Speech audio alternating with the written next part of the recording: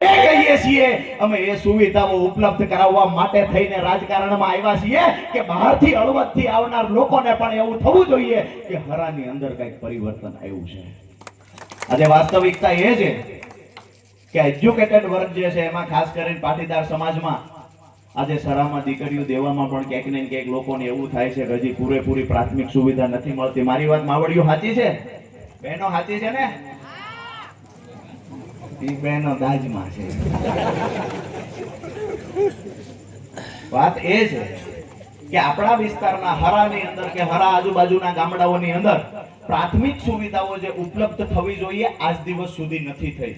આજુબાજુના 20 ગામનું હટાણું હરામાં છે, પણ હરાની હાલત શું છે તો જાણી જોઈને આજ દિવસ સુધી સરાને વિકાસથી વંચિત રાખવાનું કોઈએ કામ કર્યું હોય ઓન મીડિયા કહું છું કે ભાજપના મૂળીમાં બેઠેલા નેતાઓએ પંચાલની પથારી ફેરવવાનું કામ કર્યું છે.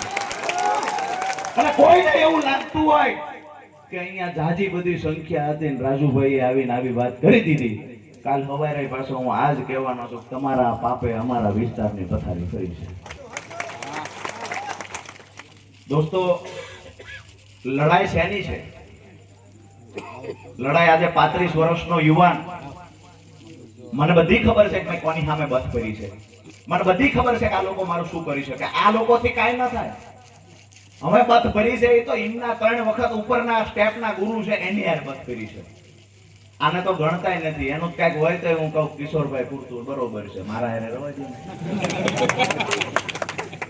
વચમાં એક ભાઈ આવ્યા કે તમારી હારે એમને જમવું છે ને ફલાણા વાડીએ પ્રોગ્રામ છે. મેં કીધું અશોકભાઈ ને કિશોરભાઈ ને મોકલું, એ પાટીલ ને લાવતા હોય હું આવી. એમનું ગજુ શું છે? ગજુ રેલવે સ્ટેશન સુધીનું છે અને એ આવતા સમયમાં 2 વર્ષ ભૂહી નો નાખું તમે મને કહેજો. બધાના હિસાબ થશે, ચોપડા ચોખ્ખા થશે. જો દયા આવશે તો જેલની ખીચડી નહીં ખવડાવવી, નકી એ ખવડાવશું. અત્યારથી સરેન્ડર થઈ જાય નહીં ખવડાવી. બીજી વાત એવી પણ કરે છે કે રાજુભાઈના જૂના કેસ ઉખાડશું, રાજુભાઈને આમ કરશું તેમ કરશું. હવે આમનાથી તો થાય એવું નથી. ઉપરવાળા કોક એવું વિચારે છે કે રાજુભાઈને આવી રીતે ડરાવાય ધમકાવાય.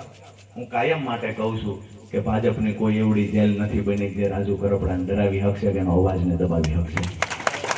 દોસ્તો, તમને માતાઓ, બહેનો, યુવાનો, વડીલો, ખેડૂતો આપ સૌને હાથ જોડીને એક વિનંતી કરીશ કે લડાઈ આપણી છે એ લડાઈ ભ્રષ્ટાચારની સિસ્ટમની સામેની લડાઈ છે. આપણી જે લડાઈ છે આપણા બાળકોના ઉજળા ભવિષ્ય માટેની લડાઈ છે. આપણી લડાઈ છે એ આપણા ગામડાઓને આપણી ખેતી બચાવવા માટેની લડાઈ છે. આ લડાઈ રાજુ કરપડા આજે લડે છે, કાલે રાજુ કરપડા હોય કે ના હોય, પણ આ લડાઈની આગ એવી લાગવી જોઈએ દરેક ઘરમાંથી રાજુ કરપડા બહાર નીકળવો જોઈએ. ભ્રષ્ટાચારીઓને ખતમ કરવાની તાકાત સાથે મેદાનમાં આવ્યા છીએ. આજે શિક્ષણ વ્યવસ્થાની વાત કરીએ, શું હાલત કરી નાખી શિક્ષણની. એક નાના એવા દાખલામાં નામ સુધારવા માટે જવું હોય એમાં અઠવાડિયું ધક્કા કરવા પડે છે, ત્યારે રસોઈ દીર્ઘઈનું દાખલામાંથી નામ સુધરે છે. ક્યાંક ને ક્યાંક MBBS કોઈને દીકરાને કરાવવું હોય 2-2 કરોડ રૂપિયાનો ખર્ચો થાય છે. અમારા ખેડૂતના દીકરા કેદી ડોક્ટર બને? 2-2 કરોડ રૂપિયાના ખર્ચા થાય. આપણી માતાઓ છે પેટે પાટા બાંધી દીકરાને ભણાવે, ગાંધીનગર, અમદાવાદ, રાજકોટ જેવા સિટીમાં તૈયારી કરવા મોકલે.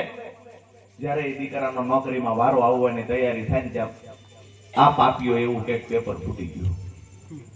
આપણો દીકરો, મને ગઈકાલે એક ભાઈ મળ્યા સવારમાં જ, મને કે હું PhD છું અને પટ્ટાવાળાની નોકરી માટે મેં ફોર્મ ભર્યું છે. MPhil થયેલી બહેનો, અમૃતભાઈએ મને નામ પણ અમુક બહેનોના આપ્યા કે MPhil PhD થયેલી બહેનો આજે આંગણવાડીમાં નોકરી કરવા મજબૂર છે. તમે કલ્પના તો કરો શિક્ષણ વ્યવસ્થાની શું હાલત કરી છે. અને આ સિસ્ટમ ચાલી તો આપણે જે સહન કર્યું છે ને એ આપણા બાળકો સહન નહીં કરી શકે. આપણને વારસાઈમાં તેણું